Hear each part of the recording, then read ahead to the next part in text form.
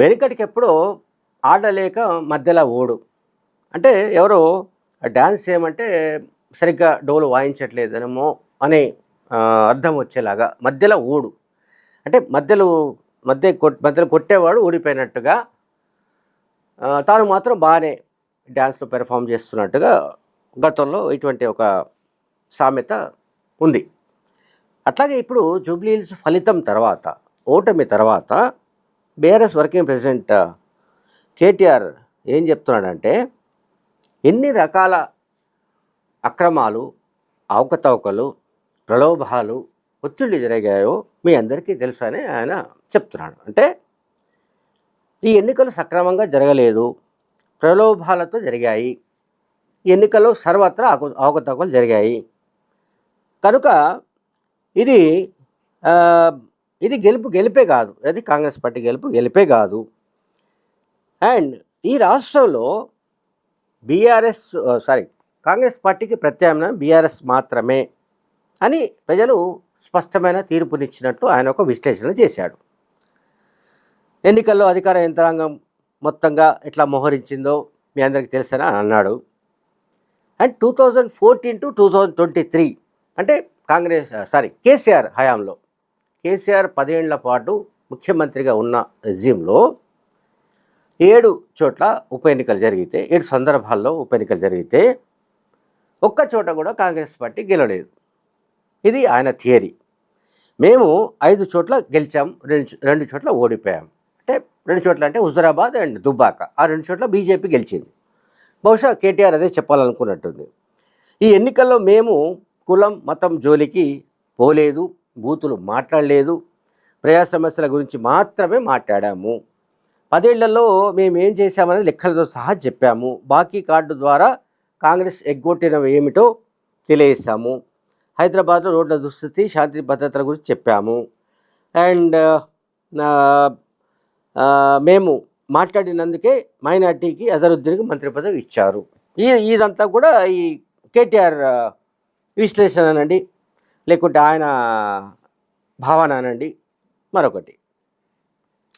కానీ కేటీఆర్కు తెలిసి ఉండాలి ఏంటంటే, యుద్ధమైన ఎన్నికలైన విజయమే ముఖ్యం. విజయం ఎట్లా వచ్చిందనేది కాదు, గెలిచామా లేదన్నది ముఖ్యం. బుల్లెట్ దిగిందా లేదా అనేది ఎట్లయినా మనం మాట్లాడతాము, గెలిచామా లేదా అనేది ముఖ్యం. మోసం చేశామా, లేకుంటే మరొకరిని మభ్యపెట్టామా, మరొకరిని ప్రలోభ పెట్టామా, మరొకరిని తమ దారిలోకి తీసుకొచ్చుకున్నామా, లేదా ప్రత్యర్థిని మన వలలోకి వేసుకున్నామా? ఇప్పుడు కేటీఆర్ చేసింది ఏమిటి? ఒక కరడుగట్టిన రౌడీ షీటర్ని, కనీసం 20-30 కేసులున్న రౌడీ షీటర్ని, ఇంక్లూడింగ్ మైనర్ బాలికపై అత్యాచారానికి సంబంధించి పోక్సో కేసు నమోదైన వ్యక్తిని కూడా ఎన్నికలకు ముందు ఆయన బీఆర్ఎస్లో చేర్చుకున్నాడు కేటీఆర్. మరి దాన్ని ఎట్లా అర్థం చేసుకోవాలి? కాంగ్రెస్ తరపున పోటీ చేసి గెలిచిన నవీన్ యాదవ్ను ఎన్నికలు ప్రారంభమైన నాటి నుంచి పదే రౌడీ షీటర్ అంటూ ప్రచారం సాగించిన వ్యక్తులు వీళ్ళంతా, కేటీఆర్ అండ్ కంపెనీ. ఇప్పుడు ఏమంటున్నారు? మాకు ప్రజలు మా వైపే ఉన్నారు అని చెప్పడానికి ఆయన రకరకాల డొంక తిరుగుడుగా మాట్లాడుతున్నట్టు మనకు అనిపిస్తోంది. అందువల్ల ఇక్కడ ఏంటంటే, ఎప్పుడైనా సరే బీఆర్ఎస్ పార్టీకి ఉన్న ఒక ప్రధానమైన అంటే ముఖ్యమైన జబ్బు అనండి, లేకుంటే మరొక రకమైన అనారోగ్యం అనండి, లేకపోతే మానసిక పరిస్థితి అనండి, ఏమిటంటే బీఆర్ఎస్ పార్టీకి అంటే ఇంక్లూడింగ్ కేసీఆర్, ఒకటి వాళ్ళు నిజం ఒప్పుకోరు, 2 తాము చేసింది ఏమైనా తప్పిదాలు ఉంటే దాన్ని అసలు ఒప్పుకోరు, అండ్ తప్పిదాలు చేసినట్లుగా మరెవరైనా చెప్పితే దాన్ని రివ్యూ చేసుకోవడానికి కూడా ఒప్పుకోరు. ఇప్పుడు ఏ రాజకీయ పార్టీ అయినా కూడా తప్పులు చేయడం సహజం. తప్పులు చేయకపోతే అసలు రాజకీయ పార్టీయే కాదు, ఏ పార్టీ అయినా సరే. అది కాంగ్రెస్ పార్టీయా, బీజేపీయా, టీడీపీయా, లేకపోతే టీఆర్ఎస్ఆ, మరొకట. కానీ ఇక్కడ బీఆర్ఎస్ పార్టీకి సంబంధించిన రాజ్యాంగం కానీ, బీఆర్ఎస్ పార్టీకి సంబంధించిన సిలబస్ కానీ, ఇది చాలా విచిత్రమైన సిలబస్. ఇది వాళ్ళు పొరపాటున కూడా ఓటమి ఒప్పుకోరు. 2023లో ఓడిపోయారు. ప్రజలు తిరస్కరించారు. వాళ్ళు వెళ్ళి ప్రతిపక్షంలో కూర్చున్నారు. కేసీఆర్ ఫామ్ హౌస్కు పరిమితమయ్యాడు. ఆయన బయటకు రావడం లేదు. ఆయన లేకుండానే ఒక ఉప ఎన్నిక జరిగిపోయింది. జూబ్లీహిల్స్ ఉప ఎన్నిక. కేటీఆర్ పైనే మొత్తం బరువు బాధ్యతని ఆయన వేశాడు. ఎవరు? కేసీఆర్. సో ఇప్పుడు కేటీఆర్ ఏం చెప్తున్నాడు? చిత్ర విచిత్రమైన విన్యాసాలు చేస్తున్నాడు ఆయన. అక్రమాలు జరిగాయి, అవకతవకలు జరిగాయి, అవి జరిగాయి, ఇవి జరిగాయి. ఎవరికి కావాలండి ఇవన్నీ? 2014 నుంచి 2013లో జరిగిన 7 ఉప ఎన్నికల్లో మేము 5 చోట్ల గెలిచాము అంటే అది కాదు జనానికి కావాల్సింది. ఇప్పుడు ఎవరు గెలిచారు జూబ్లీహిల్స్లో? మీరు అధికారంలో ఉన్న కాలంలో మీరు ప్రలోభ పెట్టారో లేకుంటే మరేం చేశారో ఎవరికి తెలుసు? 7 సెగ్మెంట్స్లో జరిగిన ఉప ఎన్నికల్లో మేము 5 గెలిచామని గర్వంగా చెప్తున్నప్పుడు ముఖ్యమంత్రి రేవంత్ రెడ్డి ఎందుకు చెప్పకూడదు?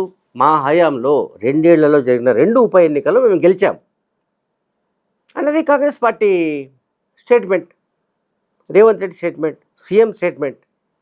కంటోన్మెంట్ కాంగ్రెస్ గెలుచుకుంది కాంగ్రెస్ అధికారంలో ఉండగా ఈ 2 ఏళ్లలో. జూబ్లీహిల్స్ ఉప ఎన్నిక వస్తే జూబ్లీహిల్స్ కూడా గెలుచుకుంది. మరి దీన్ని ఎట్లా చెప్పాలి? కేసీఆర్ హయాంలో ఆ 10 ఏళ్లలో 7 చోట్ల ఎన్నికలు జరిగితే 5 చోట్ల గెలిచారు, రైట్. సో 2 ఇయర్స్లో జరిగిన 2 ఎన్నికల్లో కూడా రెండింటి కూడా వాళ్ళు స్వీప్ చేసి పారేశారు కాంగ్రెస్ వాళ్ళు. నేను చెప్పేది ఏంటంటే బీఆర్ఎస్ పార్టీ తాను ఎందుకు ఓడిపోతూ వస్తున్నాము? వరుస ఓటములు, 1 కాదు 2 కాదు. అసెంబ్లీ ఎన్నికల్లో ఓటమి, పార్లమెంటులో ఓటమి, 0 ఫలితాలు. అసలు 2001లో టీఆర్ఎస్ పార్టీ ఏర్పడిన నాటి నుంచి ఇవాల్టి వరకు కూడా పార్లమెంటులో లేదా లోక్సభలో ఒక్క సీటు కూడా లేని పరిస్థితి ఎప్పుడూ లేదు. ఫస్ట్ టైం 2024 ఎలక్షన్స్లో ఒక్క సీటు కూడా రాలేదు తెలంగాణ నుంచి. దానికి కారణం ఏమిటో వాళ్ళు విశ్లేషించుకోవాలి. ఆ తర్వాత కంటోన్మెంట్ ఉప ఎన్నిక వస్తే కాంగ్రెస్ పార్టీ దాన్ని కైవసం చేసుకుంది. అది బీఆర్ఎస్ సీటు. ఇప్పుడు జూబ్లీహిల్స్ ఇది కూడా కాంగ్రెస్ ఖాతాలోకి వెళ్ళింది. ఇది కూడా బీఆర్ఎస్ సీటు. అంటే కాంగ్రెస్ అధికారంలోకి వచ్చిన తర్వాత 2 చోట్ల ఉప ఎన్నిక జరిగితే ఆ రెండింటినీ కాంగ్రెస్ తన ఖాతాలోకి వేసుకోగలిగింది. దీనికి వైఫల్యం ఏమిటి? ఎవరి వైఫల్యం అని విశ్లేషించాలి. ప్రత్యామ్నాయం కాంగ్రెస్కు మేమే అని చెప్తున్నారు. కాదని ఎవరు చెప్పారు? బీఆర్ఎస్ పార్టీ ప్రత్యామ్నాయం. కానీ బీఆర్ఎస్ పార్టీ ఒంటరిగానే ఇట్లా వెళ్తుందా, లేకుంటే భవిష్యత్తులో బీజేపీతో ఏమైనా కలిసి వెళ్ళే అవకాశాలు ఉన్నాయా? వీటికి సంబంధించి క్లారిటీ రావాలి. ఇంకా క్లారిటీ ఇప్పటిదాకైతే వచ్చిన దాఖలాలు ఏమి లేవు. అందువల్ల ఇప్పుడు ఎప్పుడైనా కూడా గెలుపు అనేది ముఖ్యం, ఎట్లా గెలిచామన్నది కాదు. ఎవరు అడగరు డబ్బులు పంచావా, లిక్కర్ పంచావా, లేకపోతే ఫలానా వాడిని బెదిరించావా, కొట్టావా, ఇవన్నీ ఏముండవు.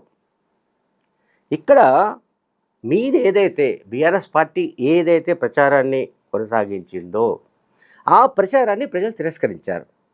అది కారు వర్సెస్ బుల్డోజర్. అంటే కారు అనేది బీఆర్ఎస్ పార్టీ గుర్తు, బుల్డోజర్ అనేది కాంగ్రెస్ పార్టీ గుర్తుగా చెప్పడానికి కేటీఆర్ ప్రయత్నించాడు క్యాంపెయిన్లో. బుల్డోజర్ అనేది ఏం లేదు, అది హైడ్రా వ్యవస్థకు సంబంధించిన అదొక యంత్రం. అక్రమ కట్టడాలు ఉన్న చోట హైడ్రా నుంచి బుల్డోజర్ వెళ్ళి దాన్ని కూల్చేస్తుంది. కారుకు బుల్డోజర్కు మధ్య జరుగుతున్న పోరాటంగా ప్రకటించిన తర్వాత చివరికి ఫలితం ఎట్లా వచ్చిందంటే ఆ బుల్డోజర్ కింద పడి కారు నుజ్జు నుజ్జైన పరిస్థితి మనకు కనిపిస్తుంది.